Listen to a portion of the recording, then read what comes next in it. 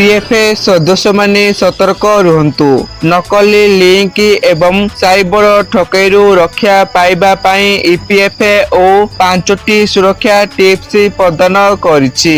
आपणकर union OTP एवं login URL को सुरक्षित रखिबार सहज उपाय जानंतु। ता पूर्व वीडियो को जदि आपण माने प्रथम थर देखछंती वीडियो को गोटे गोटे लाइक सहित चैनल को सब्सक्राइब करखंतु, जहा द्वारा आपण एई भली लेटेस्ट न्यूज अपडेट सर्वे प्रथमे पाई परिबे। तो आसंतु संपूर्ण खबर उपरे नजर पकेबा। साइबर ठकेई और नकली लिंक को पीएफए सदस्य मानकु सतर्क रहबाकू ईपीएफओ पक्षरु सुरक्षा संपर्कित परामर्श दिया जाई अछि। प्रथम रहला आपणकर यूएएन पासवर्ड एवं ओटीपी कहा सहित मध्य शेयर करंतु नाही। ईपीएफओ कर्मचारी बोली परिचय दे केही एही तथ्य मागिले मध्य सतर्क रुहंतु। एवं द्वितीय रहिछि अजणा एसएमएस व्हाट्सएप ऐप रे मेसेज किंबा ईमेल आसुथिले नकली लिंक रे क्लिक करंतु नाही। तृतीय रे रहिछि पीएफए संपर्कित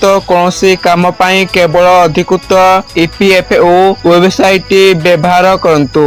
लॉगिन करिबा पूर्व यूआरएल ठीक अछि कि नाही जांच करंतु। चतुर्थ रे रहिछि आपणक मोबाइल रे आसुथिबा ओटीपी काहाको मध्य कहंतु नाही। ओटीपी देई आपणक अकाउंट रे अनधिकृत कारोबार होई पारे। एवं पंचम रहिछि पीएफए टंका किंबा केवाईसी अपडेट नाम रे केही आपणको अजणा ऐप डाउनलोड करियाको कहिले सेथिरु दूरे रुहंतु। तेणु पीएफए सदस्य माने सतर्क रुहंतु। निजर यूएएन ओटीपी पासवर्ड और लॉगिन तथ्य सुरक्षित रखंतु। एही भली गुरुत्वपूर्ण सरकारी खबर पाई आम चैनल को सब्सक्राइब करंतु एवं वीडियोटी को लाइक और शेयर करिया को भूलंतु नहीं। धन्यवाद।